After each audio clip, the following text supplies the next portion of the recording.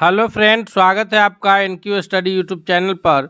सक्षमता परीक्षा के दूसरे चरण से संबंधित जीके जीएस का यह मैराथन प्रश्नों का सेट लेकर के आए हैं, जिसमें हम लोग एक एक महत्वपूर्ण प्रश्न जो पिछले सक्षमता पर आधारित होगा एक एक करके उसके उत्तर की व्याख्या के साथ देखेंगे। आइए बिना देर के हुए चलते हम लोग अपने पहले नंबर प्रश्न की तरफ पर कि 1885 ईस्वी में इंडियन नेशनल कांग्रेस की स्थापना किसकी पहल पर की गई थी। अगर हम लोग बात करें कि 1885 ईस्वी में सबसे पहले जो भारतीय राष्ट्रीय कांग्रेस की स्थापना हुई, यह 28 दिसंबर 1885 को हुई थी। याद रखेंगे, जो कि कहाँ हुई थी, तो महाराष्ट्र के मुंबई में हुई थी, तेजपाल संस्कृत कॉलेज में।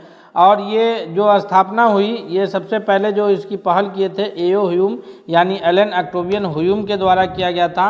और डब्ल्यू.सी. बनर्जी, व्योमेश चंद्र बनर्जी इसके प्रथम अध्यक्ष के रूप में जाने जाते हैं। और अक्सर परीक्षा में जो है भारतीय राष्ट्रीय आंदोलन में भारतीय राष्ट्रीय कांग्रेस से प्रश्न पूछे जाते हैं। क्वेश्चन नंबर दूसरा है कि भारतीय राष्ट्रीय कांग्रेस का प्रथम अधिवेशन कब और कहाँ हुआ था। तो भारतीय राष्ट्रीय कांग्रेस की जो स्थापना है, हम अभी पिछले प्रश्नों में चर्चा किए हैं कि 28 दिसंबर 1885 ईस्वी को कहाँ हुआ था, तो मुंबई में हुआ था। अर्थात इससे दूसरा नंबर प्रश्न का जो सबसे करेक्ट आंसर होगा वो ऑप्शन नंबर ए के रूप में जाना जाएगा। अगले क्वेश्चन की ओर बढ़ते हैं, देखते हैं क्वेश्चन नंबर तीसरा हमारे स्क्रीन पर कौन है। तो क्वेश्चन नंबर तीसरा है कि कांग्रेस के प्रथम अधिवेशन की अध्यक्षता किसके द्वारा की गई थी। तो कांग्रेस के जो प्रथम अधिवेशन हुआ था कहाँ, मुंबई में, उसकी जो अध्यक्षता किए थे व्योमेश चंद्र बनर्जी किए थे। Option number B correct answer होगा। इनका शॉर्ट नेम के रूप में डब्ल्यू.सी. बनर्जी भी लिखा जाएगा, तो हम लोग कंफ्यूज नहीं होंगे। और जो संस्थापक के रूप में जाने जाते हैं वो एओ ह्यूम जाने जाते हैं, एलन ऑक्टेवियन ह्यूम। तो इसमें भी कंफ्यूज नहीं होना है, क्योंकि बहुत सारे लोग प्रथम अध्यक्ष में एओ ह्यूम को सेलेक्ट कर देते हैं, तो वो संस्थापक के रूप में जाने जाते हैं, जबकि प्रथम अध्यक्षता जो करने का श्रेय है वो व्योमेश चंद्र बनर्जी को जाता है। हम लोग एक एक जो इससे संबंधित भारतीय राष्ट्रीय आंदोलन से महत्वपूर्ण प्रश्न है उसको हम लोग इस वीडियो के सीरीज में देखेंगे। यह पहला सेट है, दूसरा तीसरा सेट में भी हम लोग देखेंगे। दोस्तों, हम आपसे रिक्वेस्ट करते हैं कि यदि आप हमारे चैनल पर नए हैं तो प्लीज़ आप चैनल को सब्सक्राइब करके बेल आइकन को जरूर दबा लीजिएगा, ताकि इससे बाद जो भी अपडेट्स आए वो सबसे पहले आप तक पहुंचेगा। और वीडियो पसंद आए तो लाइक करते हुए दोस्तों के बीच शेयर करना नहीं भूलिएगा। क्वेश्चन नंबर चौथा है कि आर्य समाज के संस्थापक कौन थे। जो ये बाल गंगाधर तिलक हैं, राजा राम मोहन राय हैं, स्वामी दयानंद सरस्वती है या फिर स्वामी विवेकानंद है। तो इस चौथा नंबर प्रश्न के लिए ऑप्शन नंबर सी जाना जाएगा कि आर्य समाज के संस्थापक कौन है, स्वामी दयानंद सरस्वती जी हैं। सी ऑप्शन सबसे करेक्ट आंसर है। अगला क्वेश्चन है, क्वेश्चन नंबर 5 है कि राजा राम मोहन राय के द्वारा किसकी स्थापना किया गया था। तो राजा राम मोहन राय को आधुनिक भारत के पिता के रूप में भी जाना जाता है, या फिर आधुनिक भारत का निर्माता इनको कहा जाता है। ये जो है संस्थापक रहे हैं ब्रह्म समाज के, यानी ऑप्शन नंबर ए जो है इनका सबसे करेक्ट आंसर होगा। इन्हीं के प्रयास से सती प्रथा बैन हुआ, और जो है विधवा पुनर्विवाह का फिर से ये शुरू किया गया। ये सब में इनका अहम जो है योगदान रहा है। नेक्स्ट क्वेश्चन की ओर बढ़ते हैं। क्वेश्चन नंबर 6 है कि वर्नाक्यूलर प्रेस एक्ट के तहत जो है वर्नाक्यूलर प्रेस एक्ट को ला करके प्रेस की स्वतंत्रता पर जो अंकुश लगाने का कार्य किया गया था, ये 1878 ईस्वी में। तो यह किसके शासनकाल में हुआ था। वर्नाक्यूलर प्रेस एक्ट कब आया था, 1878 ईस्वी में आया था, याद रखेंगे हम लोग। और ये जो उस वक्त शासन चल रहा था भारत में वह था लॉर्ड लिटन का। ऑप्शन नंबर ए जो है वो करेक्ट आंसर होगा कि वर्नाक्यूलर प्रेस एक्ट के वक्त जो है लॉर्ड लिटन का शासनकाल भारत में चल रहा था। नेक्स्ट क्वेश्चन है, क्वेश्चन नंबर 7 है कि पूना सार्वजनिक सभा के स्थापना किसके द्वारा किया गया था, यानी पूना सार्वजनिक सभा के संस्थापक के रूप में कौन जाने जाते हैं। तो पूना सार्वजनिक सभा के संस्थापक के रूप में जो ऑप्शंस में से सही उत्तर जाने जाएंगे वह होगा ऑप्शन नंबर सी के महादेव गोविंद रनाडे, एमजी रनाडे के नाम से भी जाना जाता है। महादेव गोविंद रनाडे जी को जो है पूना सार्वजनिक सभा का संस्थापक कहा जाता है। और इनको जो है महाराष्ट्र का सुकरात के नाम से भी महादेव गोविंद रनाडे जी को जाना जाता है। सभी लोगों के अन्य नाम हैं, उसमें से जो है महादेव गोविंद रनाडे जी को जो है वो महाराष्ट्र का सुकरात कहा जाता है। नेक्स्ट क्वेश्चन है 8 है कि यंग इंडिया पुस्तक के लेखक कौन है। याद रखिएगा, थोड़ा सा इस प्रश्न में कंफ्यूज नहीं होइएगा। अधिकांश लोग इसमें कंफ्यूज होकर के गलत आंसर चूज करेंगे कि यंग इंडिया के जो यहाँ पर पुस्तक पूछा जा रहा है, और जो लोग भी उत्तर ऑप्शन नंबर डी के रूप में बताएंगे कि महात्मा गांधी जी सही होंगे, तो उनका उत्तर गलत माना जाएगा, क्योंकि महात्मा गांधी जी के द्वारा जो है यंग इंडिया पत्रिका का ये निकलता था। और यंग इंडिया यहाँ पुस्तक की बात हो रही है, पत्रिका और पुस्तक में डिफरेंस है। तो यंग इंडिया पुस्तक के लेखक कौन है? ऑप्शन नंबर सी, लाला लाजपत राय यंग इंडिया पुस्तक के लेखक है। और अगर पत्रिका की बात होगी कि यंग इंडिया पत्रिका किनका है, तो वो महात्मा गांधी जी का आंसर सही होगा। तो इसलिए इस प्रश्न में कंफ्यूज नहीं होइएगा। आपको जो भी प्रतियोगी परीक्षाएं होती है उसमें कंफ्यूजन के लिए प्रश्न डाले जाते हैं, तो इसमें हम लोग को कंफ्यूज नहीं होना है। क्वेश्चन नंबर 9 है कि इल्बर्ट विधेयक किस वायसराय के काल में पेश किया गया था? इल्बर्ट विधेयक ये बहुत ही महत्वपूर्ण विवाद रहा। इल्बर्ट विवाद, इसके तहत जो है लॉर्ड रिपन महोदय को जो है यहाँ तक कि इस्तीफा देना पड़ा था। तो ये जो विवाद आया, विधेयक पेश हुआ, यह लॉर्ड रिपन के शासनकाल में, जिनका शासनकाल जो है 1880 से लेकर के 84 के बीच का रहा है। और इनको भारतीयों का उद्धारक के रूप में जाना जाता है, क्योंकि इल्बर्ट विधेयक के द्वारा जो है इन्होंने भारतीय जजों को यह अधिकार दिया था कि वो अंग्रेज़ों के विरुद्ध जो है केस की सुनवाई करने में हिस्सा ले सकते हैं। यह था इल्बर्ट बिल, और इसी के तहत जो है विवाद बढ़ा, तो फिर इनको इस्तीफा देना पड़ा। उससे पूर्व जो भी जज होते थे, तो भारतीय जज भारतीयों के विरुद्ध ही केस की सुनवाई कर सकते थे, और भारतीयों के विरुद्ध केस की सुनवाई अंग्रेज भी कर सकते थे। लेकिन अंग्रेजों के विरुद्ध जो केस की सुनवाई थी वह केवल अंग्रेज जज ही कर सकते थे। लेकिन इल्बर्ट विधेयक के बाद जो है भारतीय जजों को यह अधिकार दिया गया था कि वो अंग्रेजों के विरुद्ध भी केस की सुनवाई कर सकते हैं। अगले प्रश्न की ओर बढ़ते हैं। क्वेश्चन नंबर 10 है कि आज़ाद हिंद फौज का गठन किसके द्वारा किया गया था? तो इसमें तो हम लोग सभी जानते हैं कि इनका गठन जो है वो नेताजी सुभाष चंद्र बोस के द्वारा किया गया था। तो option number C correct answer होगा। अगले प्रश्न की ओर बढ़ेंगे। क्वेश्चन नंबर 11 है कि ब्रिटिश इंडिया सोसाइटी की स्थापना किसके द्वारा किया गया था? ब्रिटिश इंडिया सोसाइटी की जो संस्थापक हैं वो कौन रहे हैं? एलन ऑक्टेवियन ह्यूम हैं, या फिर एस.एन. बनर्जी यानी सुरेंद्र नाथ बनर्जी हैं, या फिर दादा भाई नौरोजी हैं, या फिरोज शाह मेहता हैं? तो option number C correct answer होगा कि दादा भाई नौरोजी जो है वह ब्रिटिश इंडिया सोसाइटी के स्थापना किए हैं। इनको old grand man of India के नाम से जाना जाता है। यह भारतीय राष्ट्रीय कांग्रेस के दूसरा अधिवेशन जो कलकत्ता में हुआ था उसकी अध्यक्षता भी किए थे।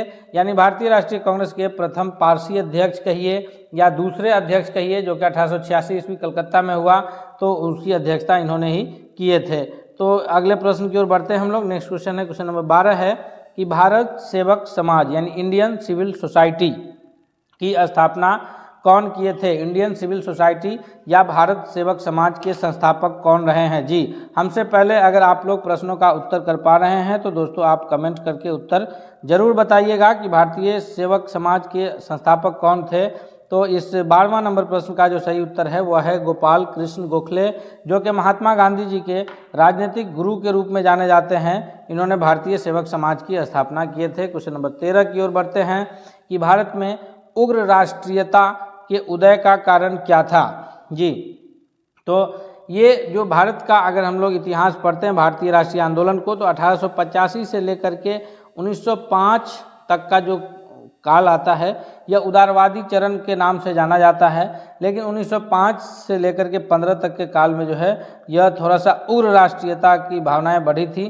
तो इसका जो कारण था वो कौन सा था? 13वां का जो सही उत्तर होगा कि उदारवादियों के प्रति असंतोष की भावनाएं थी, क्योंकि उदारवादी चाहते थे कि हम कोई भी आंदोलन इस प्रकार का ना करें जो हिंसात्मक हो। तो इससे लेकर के जो है जो उग्र राष्ट्रीयता के लोग थे उनको इस बात से लेकर के असंतोष था। दूसरा था कि धार्मिक पुनरुत्थान और सांस्कृतिक नवजागरण था। उपनिवेश में भारतीयों के साथ दुर्व्यवहार की भावनाएं थी।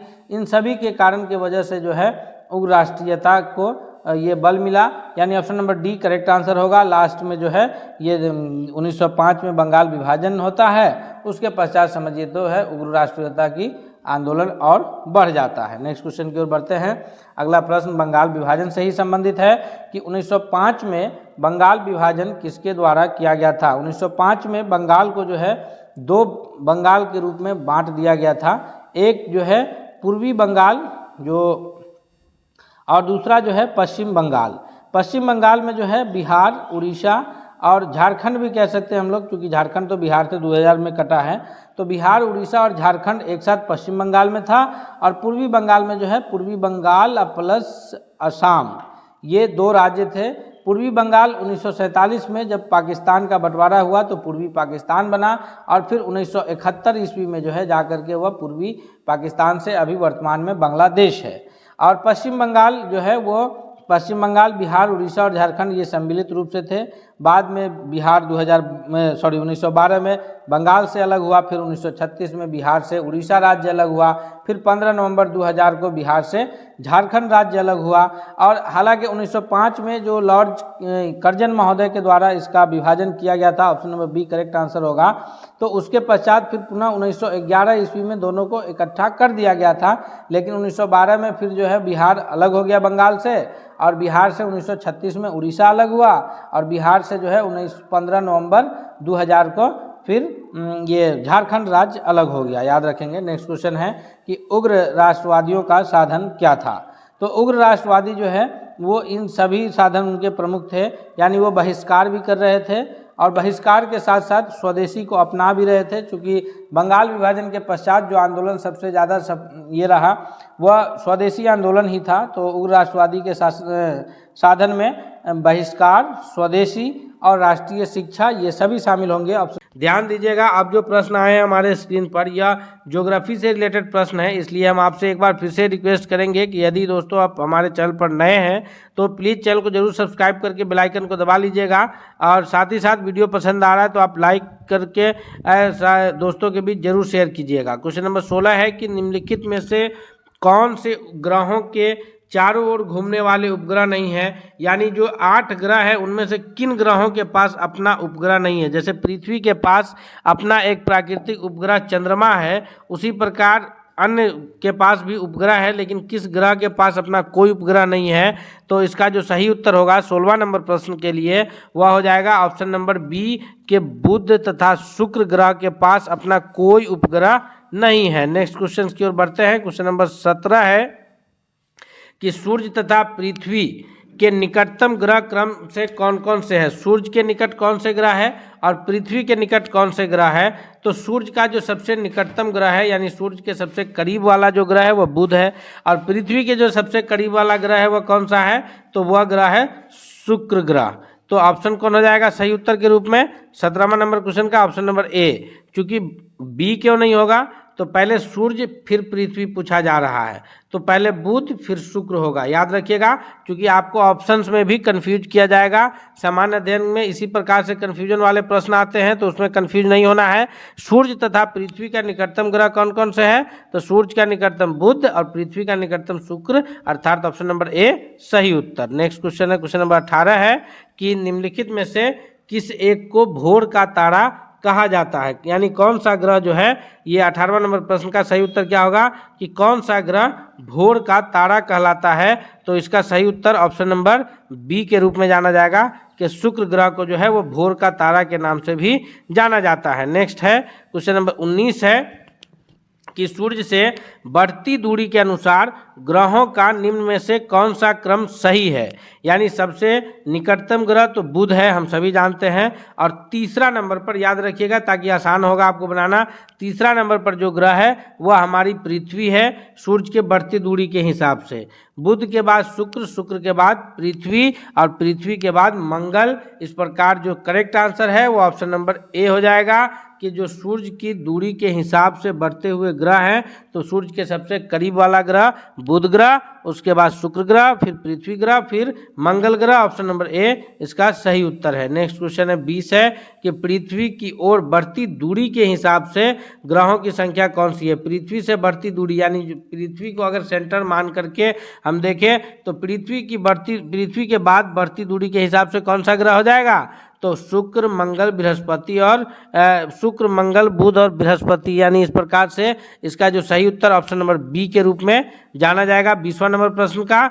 नेक्स्ट सवाल है 21 है कि आकार के अनुसार सौर मंडल के ग्रहों का अवरोही क्रम कौन सा है, यानी सबसे बड़ा, फिर उससे छोटा, फिर उससे छोटा, फिर उससे छोटा, फिर सबसे छोटा।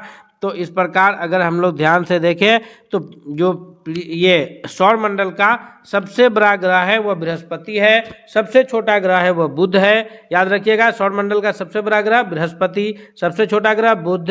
पृथ्वी की स्थिति कौन सी है? तो 5वीं। तो इस हिसाब से अब अगर हम लोग प्रश्न का उत्तर ढूंढें कि पृथ्वी की स्थिति 5वीं ग्रह के रूप में है, तो सही उत्तर के रूप में क्या जाएगा 21वां नंबर प्रश्न का, कि बृहस्पति, फिर शनि, फिर अरुण, फिर वरुण, फिर पृथ्वी, शुक्र, मंगल एवं बुध। ऑप्शन नंबर ए इसका करेक्ट आंसर हो जाएगा 21वां नंबर प्रश्न के लिए। नेक्स्ट क्वेश्चन की ओर बढ़ते हैं। क्वेश्चन नंबर 22 है कि सूची 1 को सूची 2 के साथ सुमेलित करना है। एक तरफ विशेष लक्षण दिए हैं, दूसरे तरफ ग्रह। तो सौर मंडल का सबसे छोटा ग्रह, सौर मंडल का सबसे छोटा ग्रह कौन सा है? इस 22वां नंबर प्रश्न का सही उत्तर क्या होगा? यह हो जाएगा कि सबसे छोटा ग्रह बुध। सौर मंडल का सबसे बड़ा ग्रह, अभी हम कहते पिछले प्रश्न में कि बृहस्पति। सौर मंडल के सूर्य से दूसरे स्थान पर कौन सा ग्रह है? तो दूसरे स्थान पर है वह है शुक्र। और डी है कि सूर्य से सबसे दूर ग्रह, तो सूर्य से सबसे दूर ग्रह कौन हो जाएगा? नेपच्यून। यानी इस प्रकार से सही कूट क्या बनेगा? पहला का ए का 1, बी का 3, सी का 2 और डी का 4। ऑप्शन नंबर डी इसका सबसे करेक्ट आंसर हो जाएगा। अगले प्रश्न की ओर बढ़ते हैं। नेक्स्ट क्वेश्चन है 23 है कि वायुमंडल का सर्वाधिक अस्थाई तत्व कौन सा है?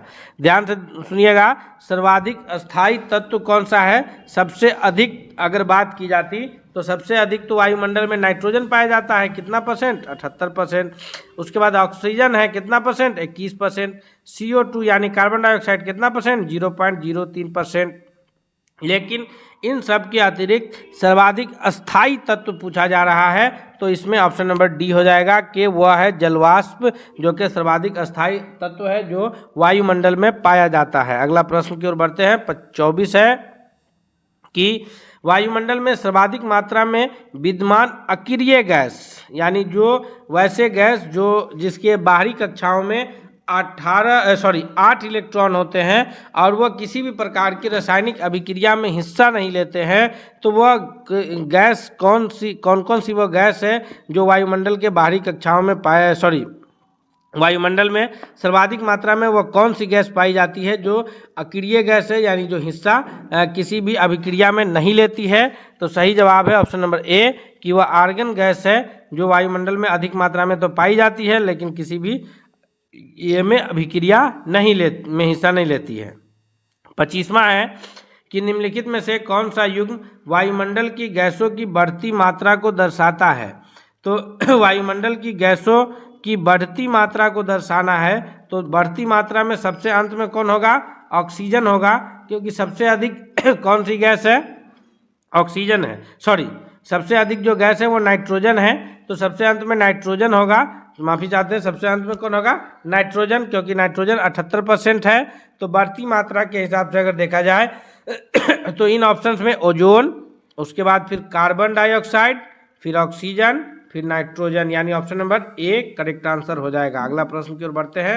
26 है, क्वेश्चन नंबर 26 है कि निम्नलिखित में से कौन सा एक तना है? आलू है, गाजर है, शकरकंद है और मूली है। इसमें से कौन एक तना है? तो जो आलू का हिस्सा है जो खाने के लिए इस्तेमाल होता है वह तना के रूप में जाना जाता है। ऑप्शन नंबर ए इसका करेक्ट आंसर हो जाएगा। बाकी गाजर, शकरकंद और मूली जो है यह जड़ का हिस्सा होता है, याद रखेंगे। अगले प्रश्न की ओर बढ़ते हैं। क्वेश्चन नंबर 27 है कि वे पौधे जिसमें कभी पुष्प नहीं बनते हैं, यानी वे पौधे जिसमें कभी फूल नहीं लगते हैं, वह पौधे किस श्रेणी में, किस वर्ग के पौधे कहलाते हैं? तो इसका सही उत्तर हो जाएगा कि वो जो पौधे जिसमें कभी फूल नहीं लगते हैं वह क्रिप्टोगेमस के रूप में जाने जाते हैं, यानी ऑप्शन नंबर इसका सी सही उत्तर होगा।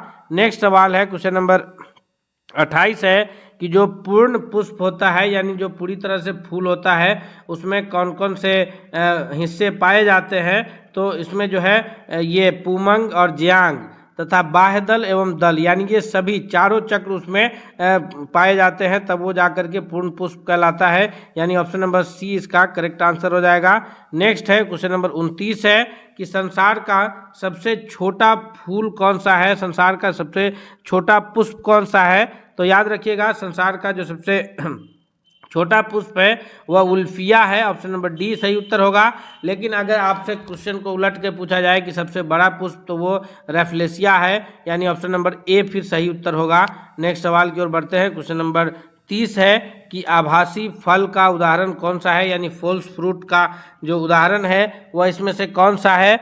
तो इसका जो सही उत्तर है वह है ऑप्शन नंबर डी के टमाटर जो है वह फॉल्स फ्रूट का ये सही उदाहरण है। नेक्स्ट सवाल की ओर बढ़ते हैं कि किसी भी पारिस्थितिकी तंत्र में ऊर्जा का प्रवाह के बारे में कौन सी श्रृंखला सही है। याद रखिएगा 31वां का सही उत्तर क्या होगा कि किसी पारिस्थितिकी तंत्र में ऊर्जा का प्रवाह के बारे में जो श्रृंखला सही होगी वह हो जाएगा ऑप्शन नंबर कौन सा कि पहले उत्पादक, फिर उपभोक्ता, फिर अपघटक, यानी ऑप्शन नंबर सी इसका सबसे सही उत्तर होगा। अगला प्रश्न है 32 है कि पृथ्वी शिखर सम्मेलन का हुआ था, पृथ्वी शिखर सम्मेलन कहाँ हुआ था, इसका सही उत्तर क्या होगा। तो इसका सही उत्तर ऑप्शन नंबर डी हो जाएगा कि रियो डी जेनेरो में पृथ्वी शिखर सम्मेलन हुआ है। अगले प्रश्न की ओर बढ़ते हैं, वह है 33 के रेड डाटा बुक में किसका विवरण दिया गया है। जी, रेड डाटा बुक में किनका विवरण दिया गया है। तो इसमें जो है रेड डाटा बुक में केवल विलुप्त जीव जंतु का, या फिर संकट पादप एवं जंतु का, या जीवाश्म पादप का, या फिर आंसर नंबर डी होगा। तो इसका सही उत्तर है 33 का कि संकटापत्र पादप एवं जीव जंतु, जो संकटापत्र है यानी जो खत्म होने के कगार पर है, उन सभी का इसमें जो है विवरण दिया गया है। क्वेश्चन नंबर 34 है कि वातावरण में ग्रीन हाउस गैस के बढ़ते बाहुल्य के कारण निम्नलिखित प्रभावित हुए हैं, सिवाय किसके अलावा जो है बाकी सभी प्रभावित हुए हैं।